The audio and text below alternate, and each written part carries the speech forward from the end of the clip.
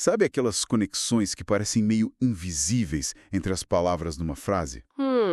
Tipo uma preposiçãozinha que aparece ou que some. Parece detalhe, né? Mas, olha, muda tudo. Muda mesmo. Às vezes uma preposição define o sentido inteiro. Exato.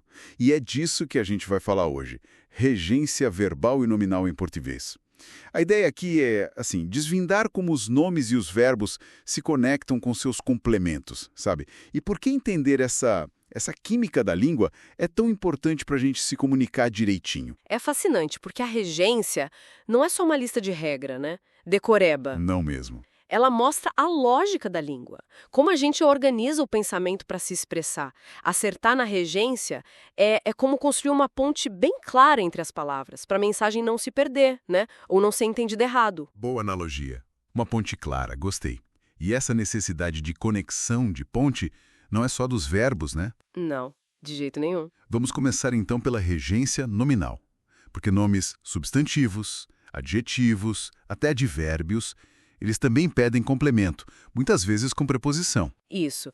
Eles regem um termo, pedem uma continuação. Tipo a palavra ojeriza. Você não sente só ojeriza, você sente ojeriza a alguma coisa. O a alguém. Sempre pede esse a. Exatamente.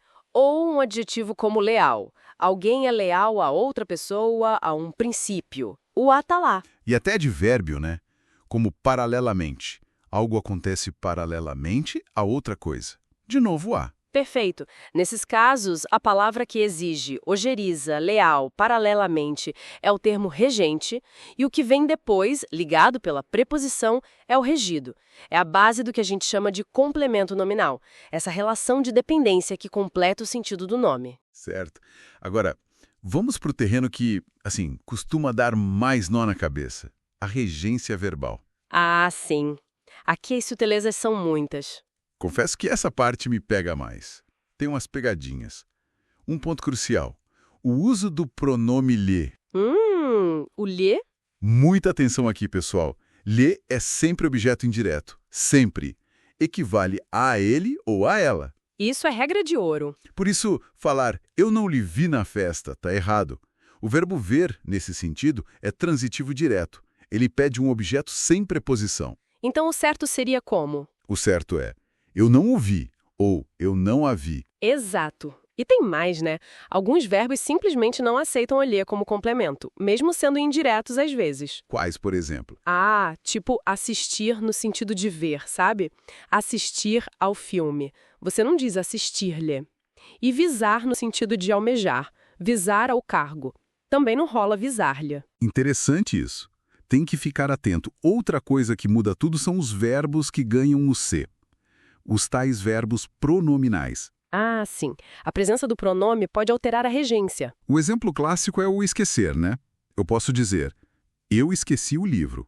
Aqui, sem preposição, objeto direto, verbo transitivo direto. Certo? Mas, se eu usar o pronome, vira, eu me esqueci do livro. Olha aí, apareceu a preposição de. O verbo virou transitivo indireto. O C mudou a regra do jogo. Completamente. E tem aqueles que já nascem assim, né? Que são essencialmente pronominais. Sim, como arrepender-se. Você sempre se arrepende de algo. Queixar-se de algo, zangar-se com alguém. O pronome e a preposição são parte do pacote. E o contrário também existe, né? Verbos que não são pronominais e o pessoal às vezes coloca o C por engano. Tem sim. Tipo, simpatizar. É eu simpatizo com ele e não eu me simpatizo com ele. Ou sobressair. Ele sobressaiu entre os demais. Não, ele se sobressaiu. Esse C aí é intruso. É interessante observar como essas mudanças, né, seja pelo pronome, seja pela preposição que o verbo pede, elas raramente são porque sim. Como assim? Elas geralmente indicam uma diferença de sentido, às vezes bem sutil, ou um foco diferente na ação, não é aleatório. E isso até levanta uma questão, né? Como a língua está sempre mudando, será que essas regras vão ser sempre assim? O uso popular, às vezes, pressiona a norma. É verdade, a língua é viva, né? Mas falando nessas mudanças de sentido com a regência, tem uns verbos que são campeões nisso. Ah, tem vários. Qual você separou aí? O assistir é um clássico, né? Já falamos um pouco. Mas ele pode ser morar, ele assiste em São Paulo. Antigo, mas existe. Existe, pouco usado hoje em dia para morar, mas está lá. Ajudar ou prestar assistência. A médica assistiu o paciente. Aqui, olha só, é transitivo direto, sem preposição preferencialmente. Isso. Assistir alguém. E o mais comum hoje, ver ou presenciar. Nós assistimos ao jogo de futebol, com a preposição a obrigatória, transitivo indireto. 3 sentidos, 3 regências diferentes para o mesmo verbo. Tem que ter atenção ao contexto. Total. Outro ótimo é o agradar. Se eu digo ele agradou o gato, sem preposição. É fazer carinho, né? Agradar fisicamente. Transitivo direto. Isso. Mas se eu digo a decisão agradou ao chefe, com o a. Aí mudou. É satisfazer, contentar, transitivo indireto. O sentido é outro. Impressionante como a preposição faz mágica, né? E só para constar, tem uns verbos que são mais flexíveis, admitem 2 regências sem mudar o sentido principal. Sim. Como acreditar, por exemplo. Você pode acreditar que algo vai dar certo ou acreditar em algo. As 2 formas são válidas. Precisar também, né? Preciso que você venha ou preciso de sua ajuda. Exatamente. Nesses casos, a escolha é mais de estilo, talvez, do que de significado. Então, resumindo essa parte dos verbos, a proposição ou a falta dela é tipo uma chave. Ela destrava o significado correto em muitos verbos comuns. É isso. E o contexto da frase é o que manda, né? Ele que vai dizer qual chave usar, qual sentido está valendo ali. Perfeitamente. O contexto é rei. E só para a gente fechar o ciclo, voltando rapidinho lá na regência nominal, dos nomes, uma dica que pode ajudar. Muitos advérbios terminados em mente, sabe? Tipo felizmente, infelizmente. Sei, os advérbios de modo, principalmente. É.